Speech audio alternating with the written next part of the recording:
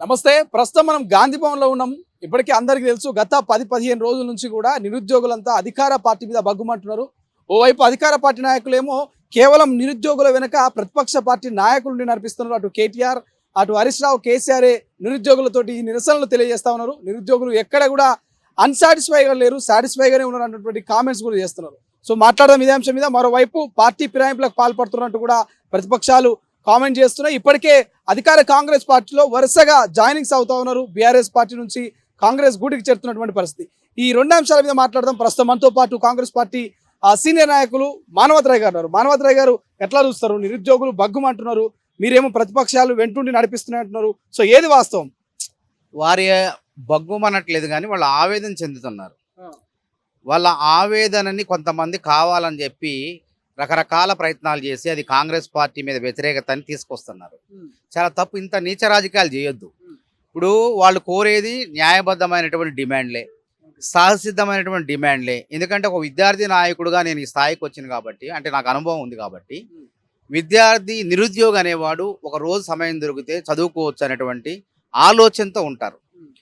కాకపోతే ప్రభుత్వానికి కొన్ని ప్రత్యేకమైనటువంటి ప్రాధాన్యతలు ఉన్నాయి. కేసీఆర్ లాగా జాప్యం చేసి నిరుద్యోగుల జీవితాలతో ఆడుకోవాలని ఉద్దేశం లేదు కాంగ్రెస్ ప్రభుత్వానికి. వెంటనే వేగంగా, పారదర్శకంగా, అంటే లీకులు లేకుండా, ప్రశ్నాపత్రాలు లీకులు లేకుండా వేగంగా, పారదర్శకంగా నిరుద్యోగుల కొలువులు ఇవ్వాలనేటువంటి ఒక సంకల్పంతో రేవంత్ రెడ్డి ప్రభుత్వం ముందుకు పోతుంది.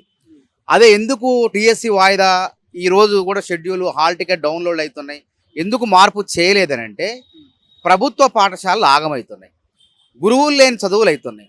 తద్వారా ప్రభుత్వ పాఠశాలలో తల్లిదండ్రులు చేర్పించట్లేదు. ప్రభుత్వ పాఠశాలను తీర్చిదిద్దాలి, కార్పొరేట్ పాఠశాలల కన్నా ఎక్కువ స్థాయిలో తీర్చిదిద్దాలనే దృఢ సంకల్పంతో ముఖ్యమంత్రి గారు ఉన్నారు. ఏ ముఖ్యమంత్రి కూడా ప్రభుత్వ పాఠశాలలో 10వ తరగతి పాస్ అయిన విద్యార్థుల దగ్గరికి వెళ్ళి వాళ్ళని అభినందించిర్రా? మొట్టమొదట నాకు తెలిసి ఒక రేవంత్ రెడ్డి గారు ప్రభుత్వ పాఠశాలల పిల్లలను అభినందించి, మీకు నేను ఉంటా, ఏకోపాధ్యాయ పాఠశాలను కూడా మూసివేయనని పేర్కొనడం జరిగింది. అంటే ప్రభుత్వ బడులు తీర్చిదిద్దబడాలంటే ముందు ఉపాధ్యాయులు వెళ్ళాలి అక్కడ.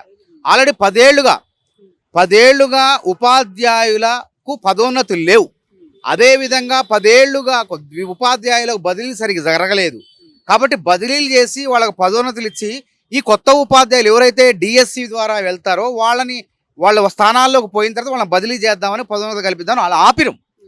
అయితే ఒకవేళ డిఎస్సి వాయిదా వేయాలంటే ఇది 17 రోజుల పాటు జరిగే ఎగ్జామ్. ఇది 18వ తారీఖు నుంచి మొదలు పెడితే ఆగస్టు 5వ తారీఖుతో ఈ పరీక్ష ముగుస్తుంది. ఒకవేళ వాళ్ళు అడిగినట్టు 45 రోజులు సమయం ఇచ్చామనుకోండి, ఈ 45 రోజులతో పాటు మళ్ళీ 15 రోజులు వేసుకోవాలి. ఏ పరీక్ష ఎప్పుడు జరుగుతుందో, కేంద్ర ప్రభుత్వ రంగ సంస్థల పరీక్షలు ఉన్నాయా లేవా? ఎందుకంటే తెలంగాణ బిడ్డలు కూడా ఆ పరీక్షలు రాయాలి కదా. ఒకే రోజు 2 పరీక్షలు లేకుండా చూసుకోవాలంటే తీవ్ర జాప్యం అయ్యే అవకాశం. అంతేకాకుండా గ్రూప్ 2 ఎట్లాగో వాయిదా వేయాలా, అదేవిధంగా గ్రూప్ 1 మెయిన్స్ వాయిదా వేయాల్సి వస్తుంది. నవంబర్లో జరగాల్సినటువంటి గ్రూప్ 3 కూడా వాయిదా వేస్తే ఈ నియామకాల ప్రక్రియ ఎక్కడ పోద్దంటే వచ్చే సంవత్సరం ఆగస్టు వరకు వెళ్ళిపోద్ది.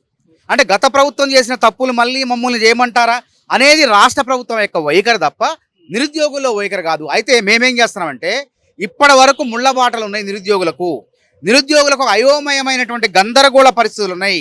నిరుద్యోగుల్ని వాళ్ళకు ఒక ముళ్ళబాటలన్నీ కూడా తొలగించి వాళ్ళ సన్మార్గంలో, అయోమయం గందరగోళం లేనటువంటి సన్మార్గంలో వెళ్ళేలా రేవంత్ రెడ్డి ప్రభుత్వం కృషి చేస్తుంది. అందుకే మీరు ఒకటి చూడండి, ఒక శిల్పాన్ని చెక్కేటప్పుడు ఎన్ని ఉలి దెబ్బలు తగులుతాయి, ఒక మంచి పని చేసేటప్పుడు, ఒక ఆవిష్కరణ, ఒక శాస్త్రవేత్త ఒక ఆవిష్కరణ చేసేటప్పుడు ఎన్నో ఇబ్బందులు ఉంటాయి, ఎన్నో దెబ్బలు తగులుతాయి.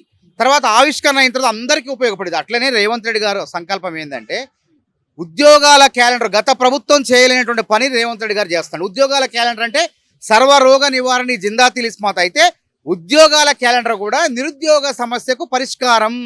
ఇక ఏ కృత్రిమ ఉద్యమకారులు కానివ్వండి, రాజకీయ నాయకులు కానీ నిరుద్యోగుల అంశాన్ని పట్టుకొని రోడ్లెక్కి ఉద్యమాలు చేసే అవకాశం కూడా ఉండదు. రాష్ట్ర ప్రభుత్వం మీరు చెప్పినట్టుగా ఎందుకు నిరుద్యోగుల్ని కన్వే చేయలేకపోతున్నది?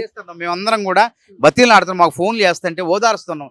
ఆడపిల్లలు ఏడుస్తుంటే ఈ తొలి పరీక్ష అని చెప్తుంటే, తొలి పరీక్ష కదమ్మా, ఇంకెన్నో అవకాశాలు ఉంటాయి, ఫస్ట్ పోరాటం చేయండి. గజనీ మహమ్మద్ లాంటి వాళ్ళు 17 సార్లు దండయాత్ర చేసి విజయం సాధించారు. మీరు కూడా చదవండి, కష్టపడండి, ఏకాగ్రత చదవండి అని పట్టించుకోకండి. ఈ రాజకీయాలు మీకు అవసరం లేదని చెప్పి వాళ్ళని చైతన్యపరుస్తున్నాం మేము.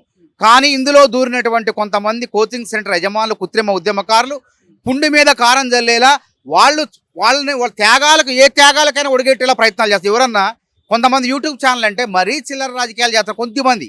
కొద్దిమంది కోచింగ్ సెంటర్ వాళ్ళు కూడా ఒక నిరుద్యోగి ఒకవేళ చివరికి ఒకవేళ మానసికంగా వేదనలో కుంగుబాటుకు ఆత్మహత్య చేసుకునే స్థితిలో ఉంటే వాళ్ళని మార్చాలా, వాళ్ళ మనసును మార్చి బతకాలి, మనం సాధించాలనే ఒక ఆత్మస్థైర్యాన్ని నిండిపోయాలి. కానీ వీళ్ళే ముందు వాళ్ళకి ఆలోచన రాకముందే అంటే దీని ద్వారా రాజకీయాలు చేయాలని నిరుద్యోగి చనిపోతారా మీరని వీళ్ళే గొట్టాలు పెట్టేసి అడుగుతున్నారు. అంటే వాళ్ళని చంపుతారా మీరేమన్నా? వాళ్ళని చంపి రాజకీయం చేయాలనుకుంటున్నారా? ఇదేంద్రా మీరు?